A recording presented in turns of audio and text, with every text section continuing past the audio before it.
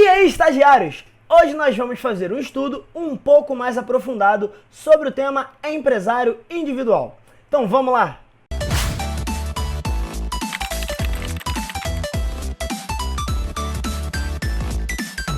Como a gente já tinha visto antes, existem os dois sujeitos da atividade empresária, que são o empresário individual e as sociedades empresárias. O tema de hoje é o empresário individual. E nós vamos começar então com 5 características que você precisa saber para a hora dessa prova. Sempre é pessoa física! Isso mesmo, pessoal! E se você não sabe a diferença entre pessoa física e pessoa jurídica, eu sugiro que você pare esse vídeo agora e veja o nosso estudo de número 2, que eu vou deixar em algum lugar aqui na tela. Você vê ele, você vai entender muito melhor essa diferença que a gente aprofunda bem, e aí você volta, beleza? Enfim, resumindo, a diferença entre a pessoa física e a pessoa jurídica é que a pessoa física existe no plano dos fatos.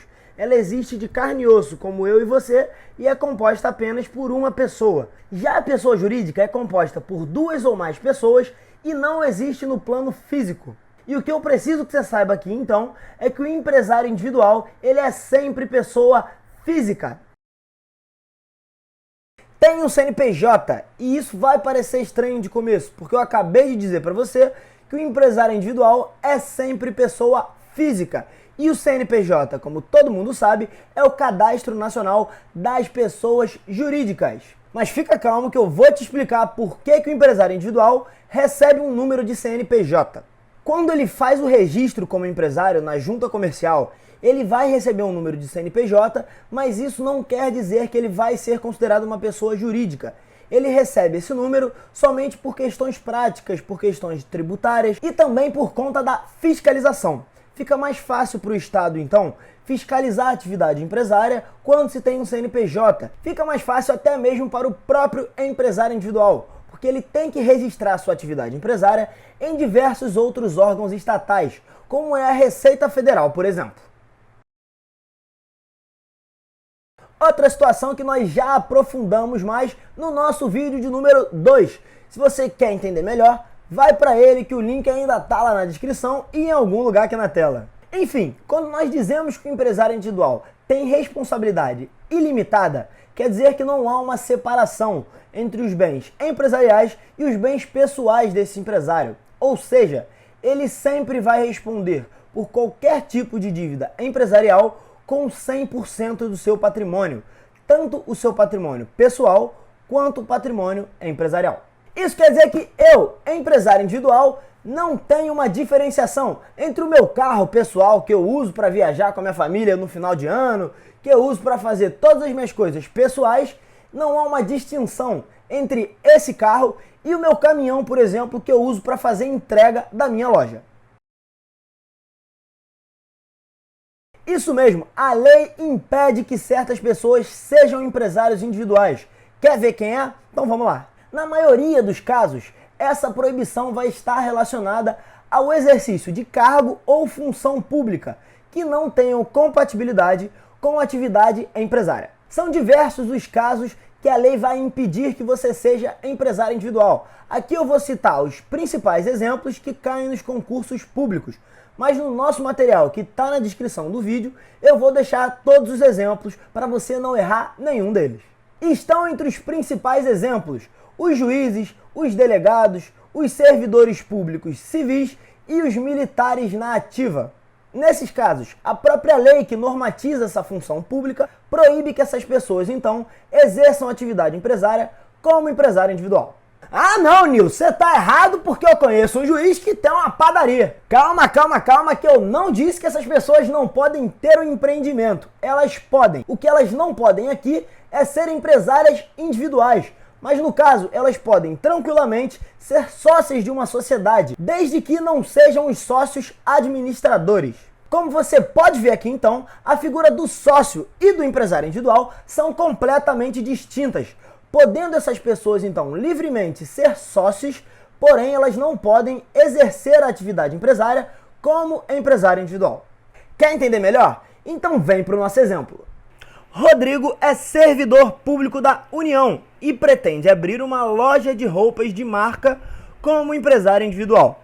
Para realizar então os trâmites burocráticos, Rodrigo contrata um advogado. Sabendo então dos planos de Rodrigo, o que o advogado deve alertar a ele?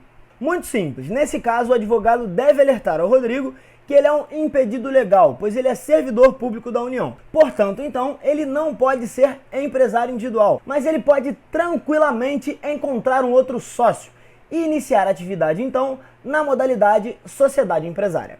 Mas aí você me pergunta, então, o que acontece se mesmo assim o servidor público da União ou qualquer outro tipo de impedido legal resolver iniciar a atividade empresária como empresário individual? E eu te respondo então. Nesse caso, ele responderá por todas as obrigações contraídas, não podendo então alegar que ele é um impedido legal para se eximir das obrigações que ele contraia enquanto empresário individual. Por considerar a atividade empresária uma coisa muito séria, muito sóbria, foi opção do legislador, então, que só pudesse exercer atividade empresária quem tivesse o pleno gozo da capacidade civil. E isso significa, então, que os absolutamente incapazes e os relativamente incapazes, que a gente encontra lá no artigo 3º e 4º do Código Civil, não podem ser empresários individuais. Mas vem cá rapidinho. Sempre tem aquela exceção para acabar com a vida do estudante de direito, né? Então vamos agora para as exceções. Quando nós falamos de exceções aqui, nós estamos falando dos dois casos onde o incapaz poderá exercer atividade empresária de maneira excepcional.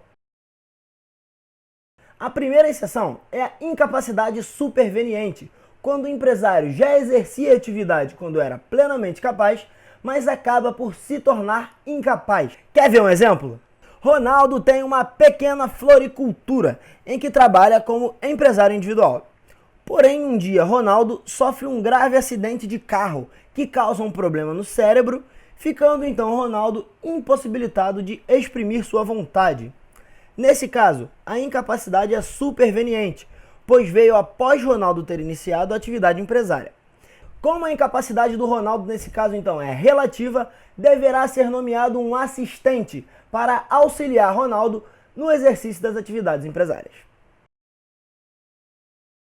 A segunda exceção, então, acontece no caso de sucessão, que é quando o incapaz ele herda a atividade empresária de algum empresário plenamente capaz que veio a falecer. Isso é muito comum no caso do filho menor de idade, quando perde um dos pais e acaba herdando dele, então, a atividade empresária como empresário individual.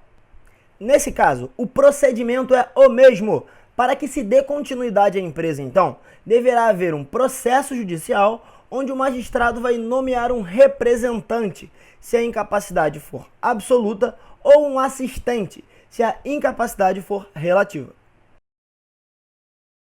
Nesses casos onde o incapaz ele exerce atividade empresária mediante autorização judicial, é importante que vocês tenham na cabeça uma coisa. O incapaz não vai responder com 100% do seu patrimônio nesse caso, por força do artigo 974, parágrafo 2º do Código Civil. Vamos dar uma olhada nele então? Não ficam sujeitos ao resultado da empresa os bens que o incapaz já possuía ao tempo da sucessão ou da interdição, desde que estranhos ao acervo daquela, devendo tais fatos constar do alvará que conceder a autorização. Quando o juiz, então, conceder essa autorização para o incapaz continuar a atividade empresária, ele deverá, nesse mesmo alvará, especificar quais são os bens que podem ser atingidos por dívidas empresárias e quais os bens que não podem ser atingidos por dívidas empresárias. Os bens, então, que o incapaz já tinha antes de começar a exercer atividade empresária, não poderão ser atingidos por dívidas empresariais. No entanto, os bens que estejam relacionados à atividade de empresa poderão sim ser objeto de penhora para a satisfação de dívidas empresariais. É importante lembrar que essa possibilidade do incapaz exercer atividade empresária tem base num princípio muito importante de direito empresarial, que é o princípio da preservação da empresa ou da continuidade da empresa, como alguns autores chamam. Esse princípio nos diz que a empresa tem uma importância muito grande, tanto nos âmbitos econômico quanto social, e por isso, então, a atividade empresária deve ser sempre preservada quando possível. Outra questão que não cai nos concursos, ela despenca, é o caso do menor emancipado. As pessoas perguntam, o menor emancipado pode ser empresário individual sem nenhum tipo de problema? E a resposta é sim. Como a emancipação ela antecipa os efeitos da maioridade, ela dá então o pleno gozo da capacidade civil para esse menor. Ou seja, ele pode tranquilamente exercer atividade empresária como empresário individual. Então, gente, como todo mundo sabe, nas normas de direito de família, existe a necessidade que ambos os cônjuges, tanto o marido quanto a mulher, concordem para a prática de certos atos de conteúdo patrimonial, como é a venda, por exemplo. Ou seja, quer vender alguma coisa que seja do casal, tem que pedir para a patroa. A venda só sai, nesse caso, quando os dois concordam. Mas como o direito empresarial é um ramo muito importante, muito especial, existe uma exceção a essa regra no caso do empresário individual. E a exceção é a seguinte: no caso de bens que tenham relação com a atividade empresária, não haverá necessidade dessa concordância do marido ou da esposa, que aqui nós chamamos de outorga conjugal. Vem com a gente então no exemplo para a gente fechar a aula de hoje. Diogo é casado com Clara e resolve iniciar empresa como empresário individual. Para isso, ele utiliza uma casa que pertence ao casal e, com a ajuda de Clara, inicia uma lanchonete. Os negócios começam a dar certo e então Diogo resolve vender o imóvel que funciona na lanchonete para comprar um espaço maior. Para realizar essa venda, o Diogo vai precisar da concordância de Clara? E a resposta é não. Ele não precisará da concordância de Clara ou da outorga conjugal, porque nesse caso o bem ele tem relação com a atividade empresária. E por força do artigo 978 do Código Civil, não existe a necessidade da outorga conjugal no caso da alienação de bens que tenham relação com a atividade empresária. Por hoje é isso então, pessoal. Se ficou alguma dúvida, você pode entrar em contato comigo aqui nos comentários ou mandar um e-mail para o endereço que eu estou deixando aqui na tela. Então é isso, galera. Um abraço e até a próxima!